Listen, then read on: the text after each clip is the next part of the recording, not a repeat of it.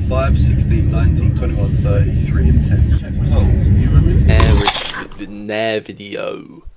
If you don't know, oh, how lucky it is to be you. You know, to still live in a world where, you know, how nice must it be for you to walk around, sort of smell the flowers. You know, I bet life is saturated as fuck for you. I bet not a care in the world. I bet your farts smell like rainbows. You know, I bet you're just off skipping through the dandelion fields. But I'm gonna bring you back, crashing down to earth right now. The Nair video is a video that I think I could check now, but I'm not going to because it probably is still up on YouTube. You could call it educational. You know what, I will call it educational. I've seen it. I've seen it. And the worst part is, this is the thing about the human mind. It's not like I stumbled across this. It's not like it just appeared up on my Twitter. I saw it on Twitter. And I was like, that sounds... What, really? And then the human mind is like, I guess I'm Googling it now. I guess I'm searching for old videos now. I guess I'm watching it. Oh, it's happened. I'm scarred, you know? Basically, Nair is a product that removes hair. It's like a cream, I guess, in it. I don't know how it does it. It feels like witchcraft, sort of. Like they made it in a cauldron. I'm not sure what it's doing, but it goes on the skin and then you leave it and it just takes the hair off. Which kind of makes me think, why do people go then to these places where they literally put duct tape on you and then just rip it off? That feels so barbaric, like so archaic. People are still choosing to do that. Do they know that this thing exists, or are they just like the pain? But yeah, and they just the guy. I feel like I want to say his name's Ryan. I should really check these things before. Looked like a Ryan. Although you don't see much of his face. In the video, it's more those cheeks than these cheeks. Anyway, very visual demonstration and very inspired by Mr. Beast in the sense that let's get straight into things. This is a Nair video. Let me show you how to. Here's the before and after, and then straight away, bang, jump scare. You're just sort of presented with just a complete rear end, and you know it's not like a flash up on screen. Just like 5 seconds of the video. Like half of the video is that angle, and it's still up on that. I guess like YouTube, the algorithm doesn't quite distinguish between is this educational or is this not, because for what it decides if it'll take it down or not. What I would say though, actually, I was gonna say the views are really good. All the other views in the other videos are like 15k or something, and then on that one, I think I can't remember what it was, but it was like high. I wouldn't say it was like 17 or 20. I was gonna say, well, at least he's made the bread, even if they do take it down now. But it was like 2 minutes long, the video, so I don't think the money would have been great anyway, because obviously it's got to be like 8 minutes for the ads and stuff. But you know, still, you know, clout residual, you know, views, trickle down effect still in place.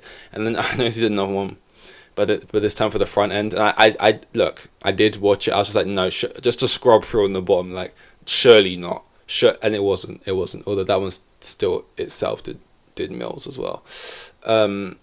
So you know, the internet's a crazy place. It's a crazy place.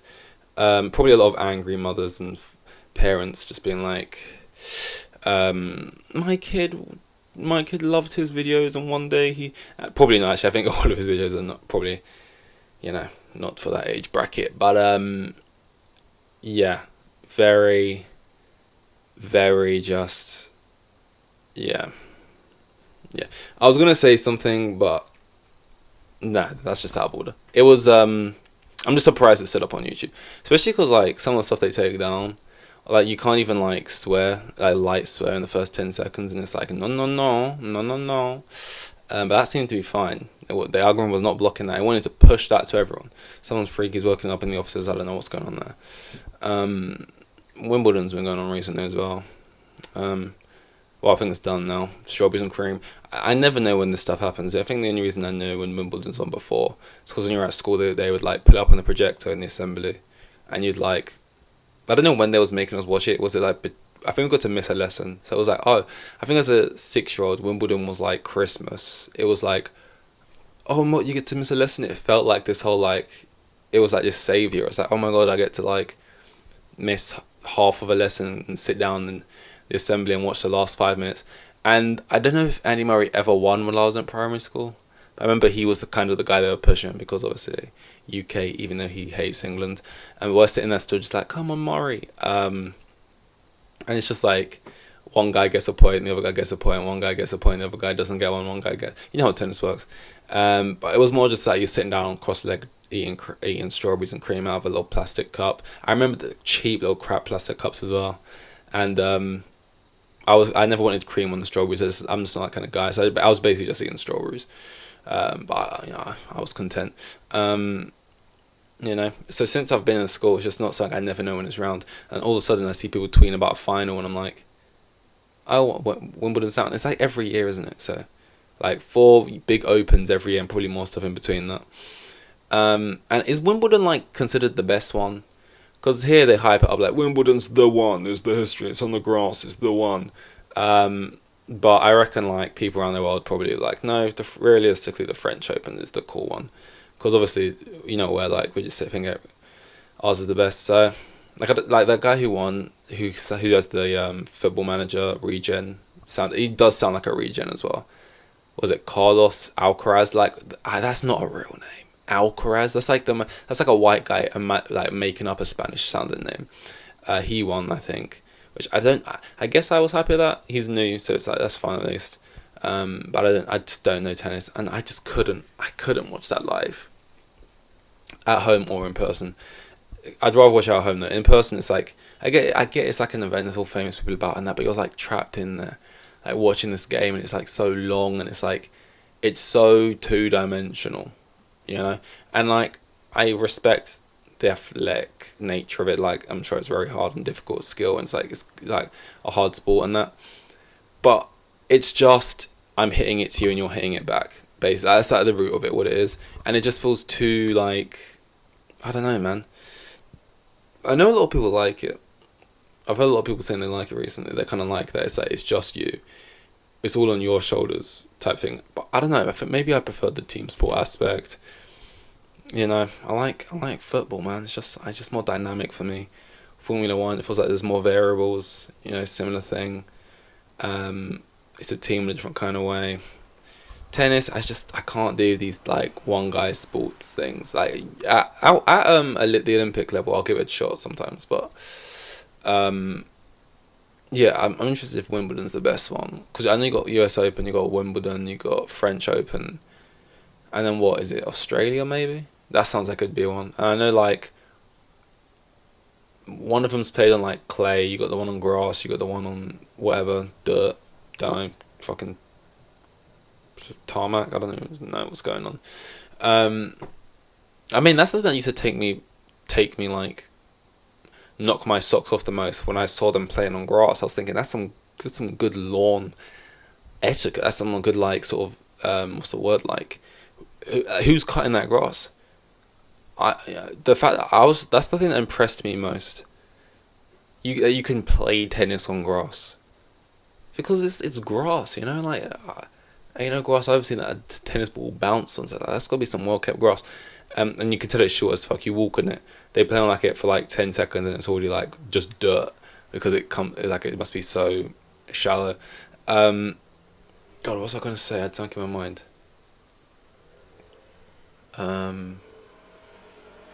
Grass. No, I don't remember. Something to do with the grass.